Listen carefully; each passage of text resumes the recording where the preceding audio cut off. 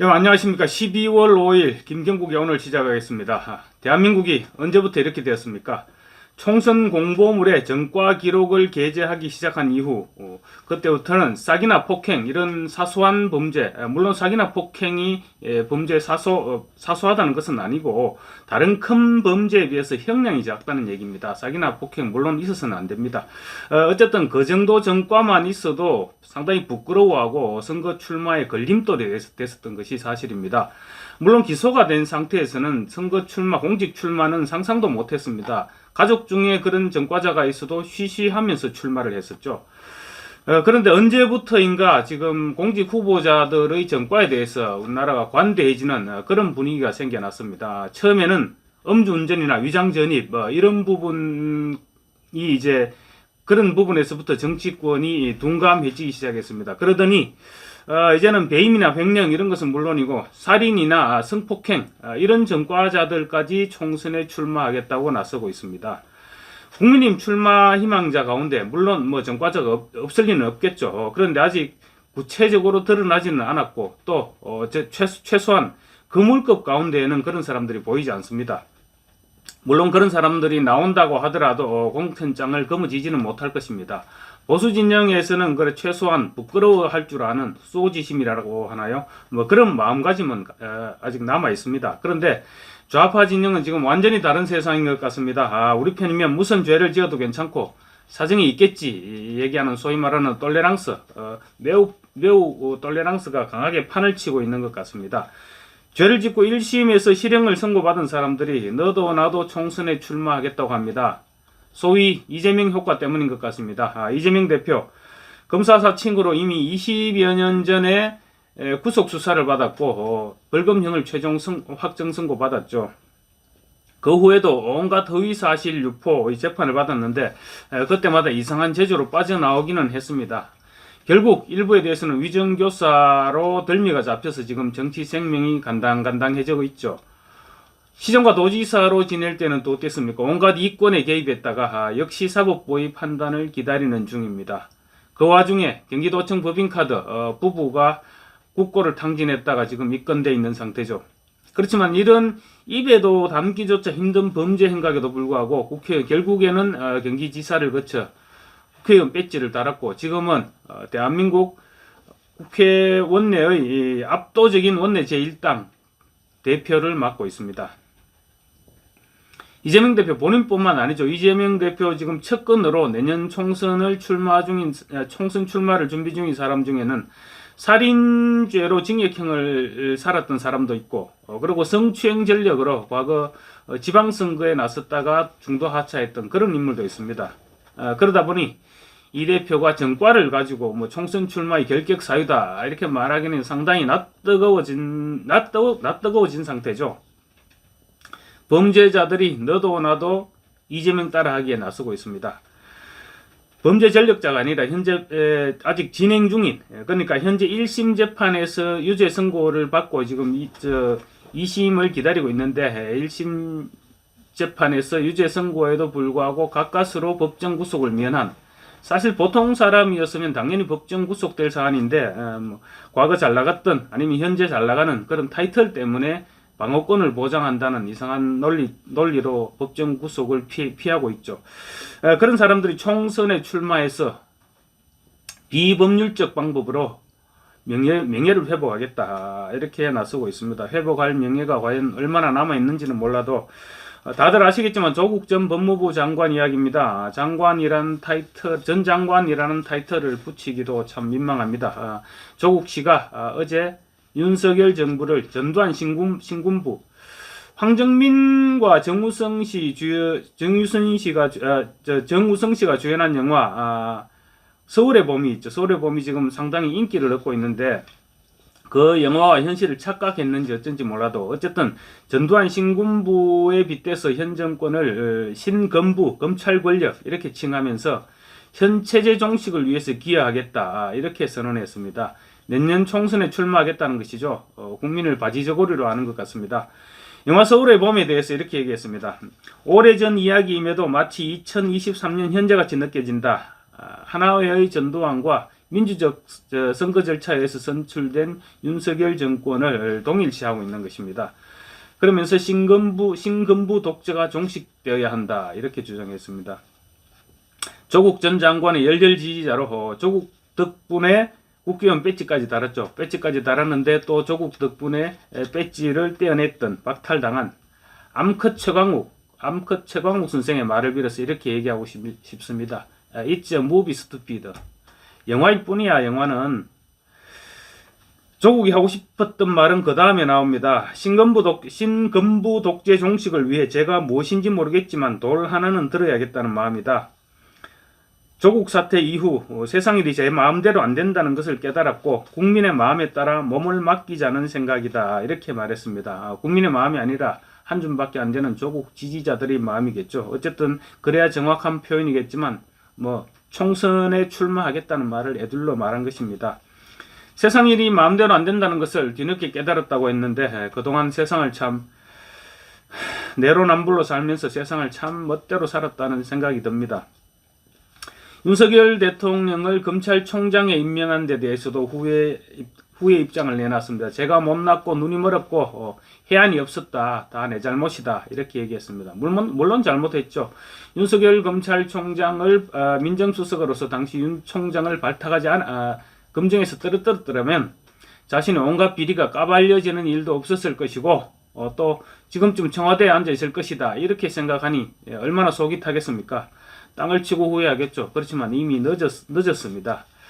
또 뒤늦게 깨달았다고 했듯이 대한민국은 그리 녹록한 나라가 녹록한 세상이 아닙니다. 머지않아 선고될 법원의 2심 선고에서도 다시 한번 세상이 뜻대로 되지 않는다 이런 것을 느끼게 될 것입니다.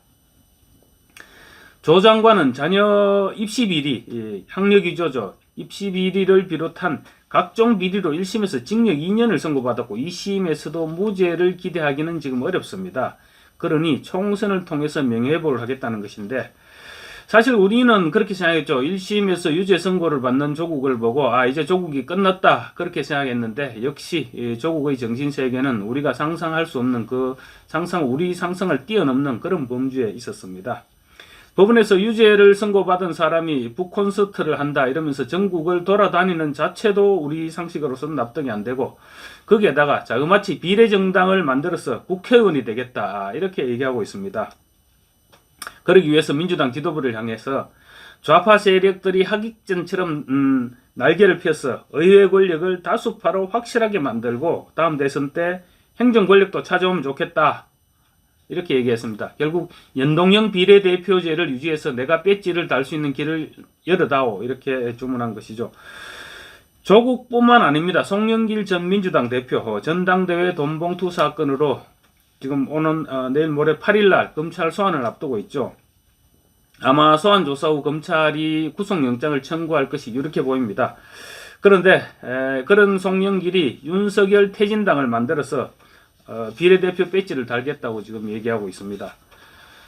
송영길 전 장관 먼 과거도 아니고 불과 2년 반 전입니다. 2021년 5월 민주당 전당대회에서 돈봉투가 날아다녔고 그 돈봉투 때문에 전당대회에서 집권여당 대표가 됐던 사람이 송영길입니다.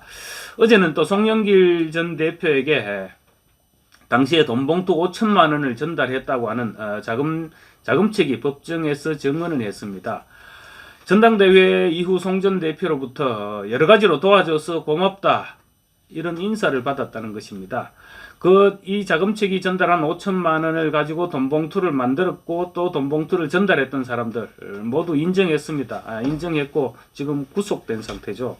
그런데 송영길은 자신의 죄를 인정하기는커녕 사실은 지금까지 자기가 받았던 그 큰 혜택, 국회의원 5선에 인천시장의 집권여당 대표까지 그 정도 누렸으면 지금 이 정도 잘못을 했으면 그동안 성원해줬던 지지자들에게 사죄부터 하는 것이 도리겠죠. 그런데 송 전 대표 사죄하기는커녕 방탄복을 위해서 국회의원 배지를 달겠다 이렇게 동분서주하고 있습니다.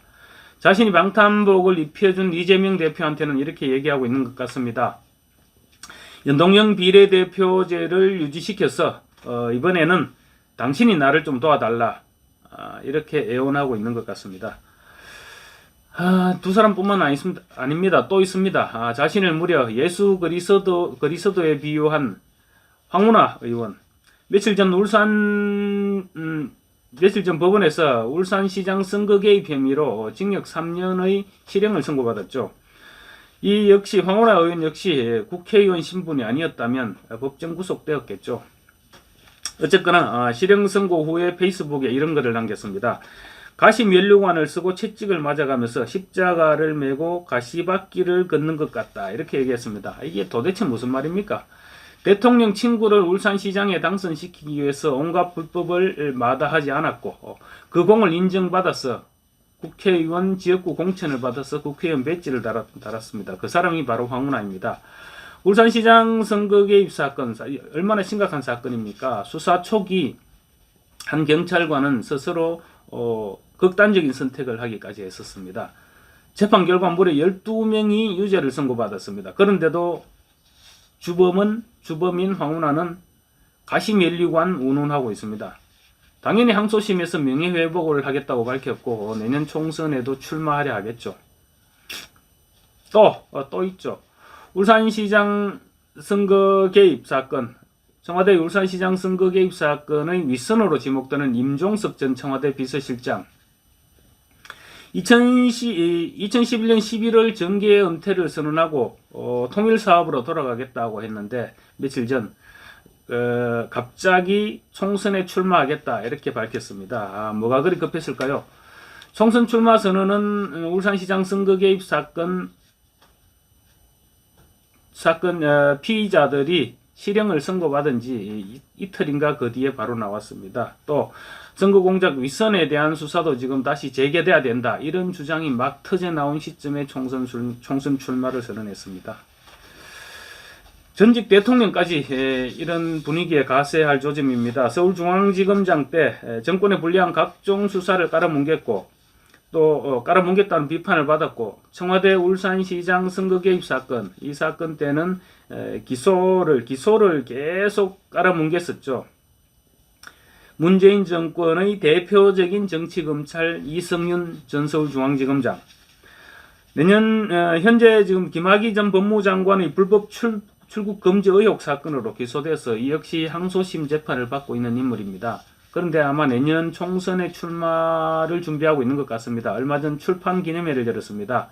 그 출판 기념회에 문재인 대통령, 지금 검사들의 세상에서 고초를 겪고 있는 검사 이성윤 이렇게 지칭하면서 우리 사회의 진정한 복수를 꿈꾼다고 치켜세웠습니다. 무슨 말인지는 잘 모르겠습니다. 하지만 기소되어서 이전 검사장이 기소돼서 재판 중인 부분은 신경 쓰지 말고 내가 보증한다. 이런 말로 들리고 있습니다. 과거 정치권에서는 아까도 말씀드렸지만 일단 기소만 되어도 자리에서 물러나는 것이 사실상 불문율이었습니다.